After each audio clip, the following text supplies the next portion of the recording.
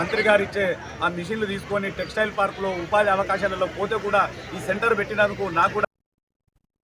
ప్రకాశం జిల్లా Addanki bar association అధ్యక్షులుగా AGP Battula Ramakotaiah ఏకగ్రీవంగా ఎన్నికయ్యారు. ఈ సందర్భంగా ఆయన మీడియా సమావేశం ఏర్పాటు చేశారు. ఈ సందర్భంగా ఆయన మాట్లాడుతూ ముందుగా నూతనంగా ఎన్నికైన సభ్యులకు ధన్యవాదాలు తెలియజేశారు.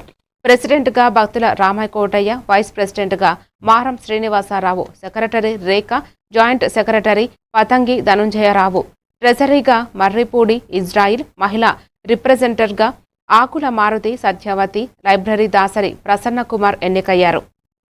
అద్దంకి బార్ అసోసియేషన్ అంటే న్యాయవాదులకు సంబంధించినటువంటి ఎన్నికల్లో మా న్యాయవాదులందరూ కలిసి నన్ను ఆనవాయితీ ప్రకారం ఈరోజు ఏకగ్రీయంగా ఎన్నుకున్నారు. ఈ ఏకగ్రీయంగా ఎన్నికలో నాతో పాటు కార్యదర్శిగా రేఖ, వైస్ ప్రెసిడెంట్గా మారం శ్రీనివాసరావు, జాయింట్ సెక్రటరీగా ధనంజయరావు, సత్యవతి, ఇంకా బాడీ సభ్యులు కూడా ఎన్నిక కావటం జరిగింది. అందుకని చాలా సంతోషంగా ఉంది. నాతో పాటు ఎన్నికైనటువంటి కార్యవర్గ సభ్యులకి శుభాకాంక్షలు తెలియజేస్తున్నాను. ఈ యొక్క ఎలక్షన్లో సహాయ సహకారాల నుంచి మమ్మల్ని ఎన్నుకున్న న్యాయవాది మిత్రులందరికీ కూడా హృదయపూర్వకంగా ధన్యవాదాలు చెప్తూ ఉన్నాను. ఈరోజు బార్ ఎలక్షన్లో ఎన్నుకోవటం, గెలవటం అంటే ఇది ఒక పదవిగా నేను భావించట్లేదు. దీన్ని ఒక బాధ్యతగా భావిస్తూ ఉన్నాను.